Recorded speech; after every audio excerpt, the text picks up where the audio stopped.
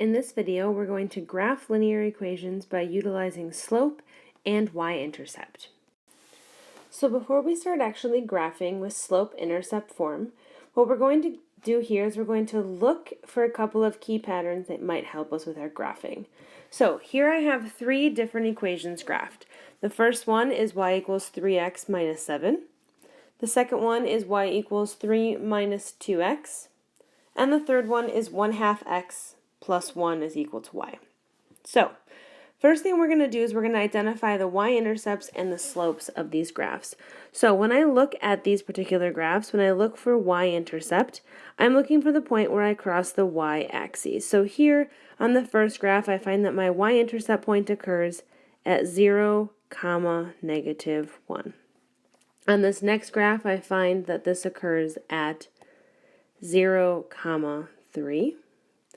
And on my next graph, I note that this occurs at 0, 1.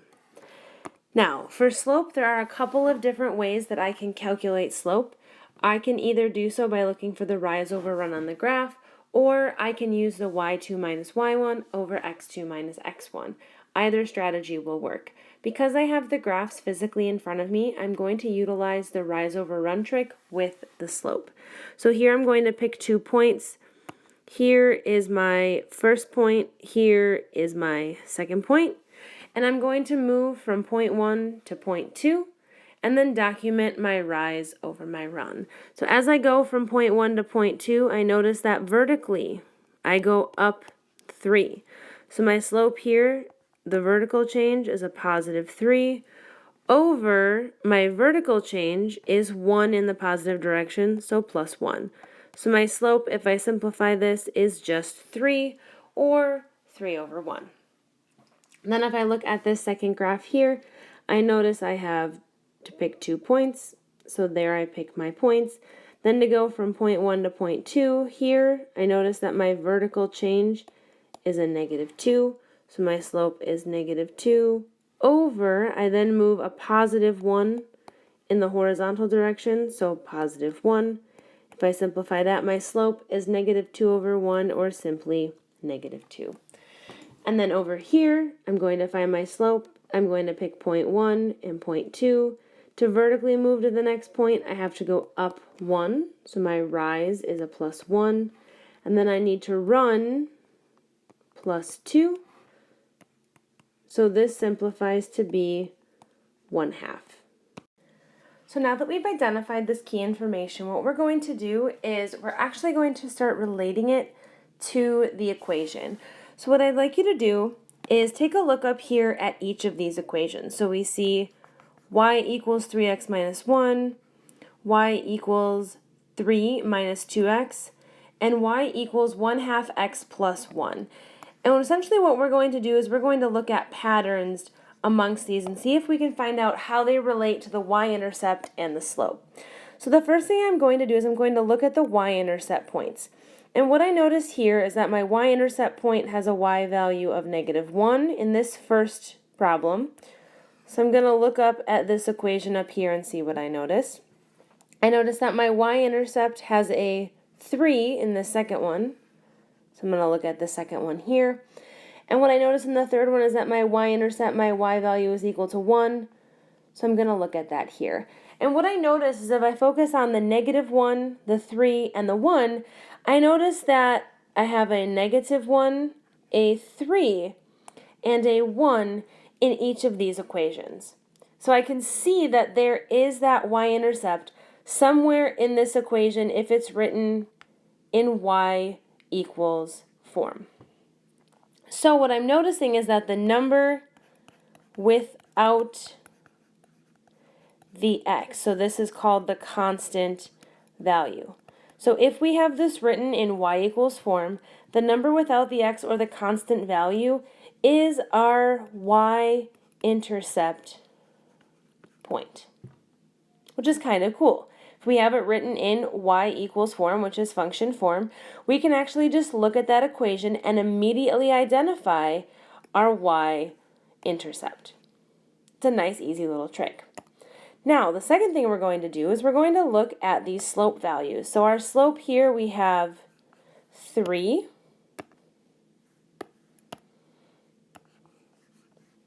-2, and 1/2. And if I look up here into this equation, I'm going to look for a 3, look for a -2, and look for a 1/2. And what I notice here is that this slope value is also found in this equation if it's written in y=, form. So I notice that the slope is the coefficient of x. So that number in front of x, the coefficient of x, is actually our slope value. So what we're going to do on the next few slides is we're actually going to look at equations. We're going to use the equation to help us find our y-intercept and our slope, and then we're going to utilize the y-intercept and slope to actually create an accurate graph of that linear equation. So this form that we saw in the previous slide is more formally known as slope-intercept form. And slope-intercept form occurs when we have y alone. So this is called function form. And then once it's written in function form, our slope is the number in front of x, so that's the coefficient of x. And our y-intercept here is our constant value without the x. So this is commonly known as slope-intercept form. You'll also hear it as y=mx plus b.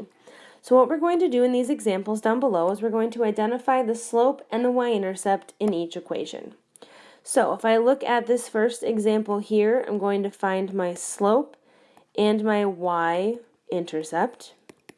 My slope, I know, is the coefficient of x. So here, if I look for the coefficient of x, I notice that the number in front of x is 3. So here my slope has a value of 3. And if you like to write it as a fraction, you can write it as 3/1. Either is fine. Then my y-intercept point is my constant. Now I'm going to use keep, change here so that I can make sure I see that my y-intercept point is this constant value of -6. So my y-intercept is occurring at x is 0, y is -6. Now if I move on and I'm going to go down below, I'm going to kind of go counterclockwise here. So I'm going to start down here. I'm going to look for slope and y-intercept again. So my slope, remember, is the coefficient of x. So here I can see, I'm going to use keep, change. My coefficient of x is the number in front of the x. So my slope is actually a -3/4. So it's not always first. Your slope is the coefficient of x. Your y-intercept is then the constant value, which here I can see is -2. So my y-intercept occurs when x is 0 and y is -2. Then if I look at the next example, here I can see that I have a situation where I can utilize keep, change. And then I need to identify my slope and my y-intercept. So my slope is the coefficient of x, which is the number in front of x, which here is -2. If you want to write that as a fraction, you can write it as -2/1. And then my y-intercept point is my constant value here, so this 4. So my y-intercept is occurring when x is 0 and y is 4. Finally, this last example here, this one's a little bit tricky because of the way that it's written. Remember that if there's not a number in front of the x, that they're implying that there is a -1 value there. So what this is really saying is you have -1x, and then we can find our slope by looking at the coefficient of x, which we can see here is -1. And if you want to write that as a fraction, it's just -1/1. Now, our y-intercept point is also a little bit tricky in this particular example. So the y-intercept point here is not none. Just because you don't see a plus something doesn't mean that there isn't a y-intercept. So here what we need to think about is what number could possibly be there as the y-intercept. And what I think about is the only number that I could add in there and not change the value of the equation is 0. If I do a +0, I don't really change the value of anything. I'm just writing in a +0. And what that's telling me is if there isn't a number there for the y-intercept, my y-intercept is really the point 0, 0. So that last one is a little bit tricky, but for the rest of them, your slope, you're looking at the coefficient of x, and then your constant is your y-intercept value. So what we're going to do at this point is we're actually going to start graphing by utilizing slope-intercept form. So our first step when we utilize slope-intercept form is we need to remember that slope-intercept form is y equals mx plus b.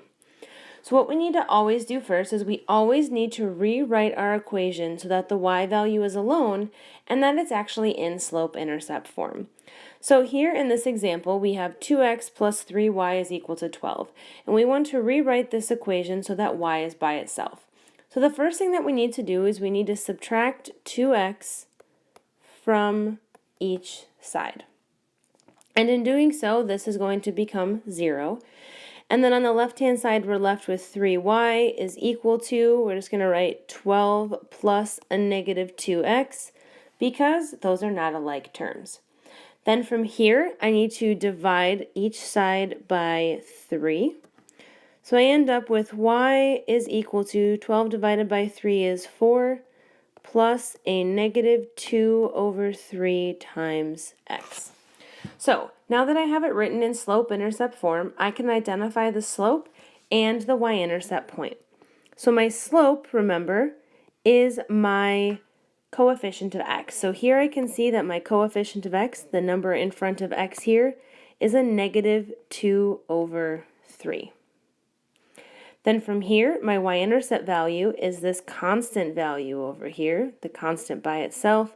So my y-intercept value is x is 0, y is 4. I'm crossing the y-intercept at the y value of 4. So now that I have this key information, I can go to my graph and I can actually start plotting. So the first thing I'm going to do is I'm going to plot my y-intercept point because I know that that is a specific point on my line. So here I'm going to go to x is 0, y is 1, 2, 3, 4. So we have x is 0, y is 4. Then from here, I can use my slope to help me plot additional points. So remember that our slope is really the equivalent of our change in y, which is our rise, and our change in x, which is our run. So we're talking about our vertical change over our horizontal change. So right here, this negative 2 represents our vertical change. And this is saying that we're moving vertically in the negative direction 2. The negative vertical direction is down. So this is telling me that I need to go down 2 points. And then this 3, because it doesn't have a sign next to it, is actually plus. So then we're going to move in the positive horizontal direction, which is to the right, 3 points.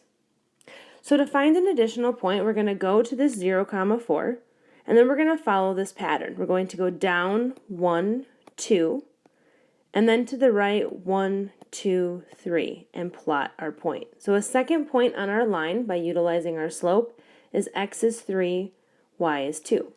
And then I can take that same pattern and go down 1, 2, to the right 1, 2, 3. So I have another point at x is 6, y is 0. Now once I see this pattern, I can also apply it backwards by going up 1, 2, and then backwards 1, 2, 3. To find that I have a point at x is negative 3, y is 6. So I can use that slope pattern to help me actually plot additional points to go on my graph. Now from here, all I need to do is connect my points, and I can draw an accurate line. I'm going to connect them all, put an arrow on the end, go all the way through the coordinate plane. So now I have a nice accurate representation of my line. All of those points on that line are what make this equation true. So next example here, I notice that this one is already written in slope-intercept form. So I actually don't have to rewrite it. So it's already been written correctly. We already have y by itself. So what we can start off doing right off the bat, because it's in y equals mx plus b form, is we can actually start by identifying our slope and our y-intercept. So remember our slope is the coefficient of x, which in this case I can see is 1 over 2. And then my y-intercept point, I'm going to use keep change here, is my constant value. so negative 5. So my y-intercept is occurring when x is 0 and my y value is negative 5. So in order to graph this on my coordinate plane, I'm going to start by going to my y-intercept value. So I know that I'm crossing the y-intercept when y is negative 5, so I can go plot 0, negative 1, 2, 3, 4, 5. So I can plot that point. X is 0, y is negative 5. Then from here, I need to plot additional points utilizing my slope. And remember, slope is my rise over run. So since these don't have symbols, that's implying that both of these are positive values. So what this is saying is we're going to move 1 in the vertical direction, and we're going to move 1 in the positive vertical direction, which means we're going to go up 1. And then we're going to move 2 in the positive horizontal direction, so we're going to go to the right 2. So that pattern of up 1, right 2, up 1, right 2 is going to help us find additional points. So we're going to go up 1, right 1, 2, and plot. So we're at x is 2, y is negative 4. Then we go up 1, right 1, 2. So we have another point. X is 4, y is negative 3. And we go up 1, right 2. So we have an additional point. And then that point is x is 6, y is negative 2. We can also apply that pattern backwards. We'd go down 1 and to the left 2. So that would be the point x is negative 2, y is negative 6. But already here you can start to see a really nice representation of our graph. So then we connect all the points, putting arrows at the end as we extend through the entire coordinate plane. So third example here, we're going to start by getting this into slope-intercept form. So remember we need y alone, so y equals mx plus b. So we need to get this y value completely by itself. To start, I'm going to utilize keep, change, change to prevent any errors. And then I'm going to start rewriting this equation for y by itself. So I start by adding the 6x to each side so that those cancel out there. And we're left with negative 2y is equal to negative 12 plus 6x. And since they aren't like terms, I do not combine them together. Then I'm going to divide both sides by a negative 2. So I have y is equal to negative 12 over negative 2 is 6 plus, here we have 6 divided by negative 2, which is a negative 3x. So we now have this rewritten for y by itself. Now our next job is to determine our slope and y-intercept of this line. My slope I know is the coefficient of x, so I'm looking for the number in front of x. And here I notice that my slope is negative 3. And I know that I'm going to be plotting my slope later. So remember, we can turn any integer into a fraction. So we can turn it into rise over run by simply putting it over 1. Then from here, my y-intercept is the constant term by itself, so that's simply 6. And we're going to have our y-intercept point be at x is 0, y is 6. So I'm going to go over to my graph and plot my y-intercept, which is occurring at x is 0, y is 1, 2, 3, 4, 5, 6. So x is 0, y is 6. Then I go over to my slope, and I notice that it's negative 3 over 1. So I know my rise, I'm moving down in the vertical direction 3. And then my run, I'm moving to the right in the positive direction 1. So to find additional points, I go down 1, 2, 3, right 1 to the point x is 1, y is negative 3. Down 1, 2, 3, right 1 to the point x is 2, y is 0. Down 1, 2, 3 to the right 1, so we have x is 3, y is 3. And then we could continue that pattern, but here I can see I have a pretty good shape of what my line looks like. So I'm going to connect the dots, extend it fully through my coordinate plane, and add arrows onto the end. And last example like this. So again, I notice that this isn't written in slope-intercept form. So I know I need to rewrite the equation so that the y value is by itself. So I start by adding 4x to each side. So those will cancel out. So I'm left with 3y is equal to negative 9 plus 4x. Then I'm going to divide both sides by 3. So I end up with y is equal to -3 plus, this is just a fraction of 4/3 x. Then from here, I need to identify my slope and my y-intercept. My slope is the coefficient of x, so that's 4/3. And then my y-intercept is the constant value. So I know my y-intercept is that x is 0, y is -3. So then from here, I go over to my graph and I plot my y-intercept at x is 0, y is -3. And then from here, I'm going to apply my slope. So here I have my rise as a +4, so I'm going to go up 4. And then my run is a +3, so I'm going to go in the positive direction, which is to the right, 3. So my pattern is I'm going to go up 1, 2, 3, 4, to the right 1, 2, 3. So here I'm at x is 3, y is 1. Up 1, 2, 3, 4, to the right 1, 2, 3. So I'm at x is 6, y is 5.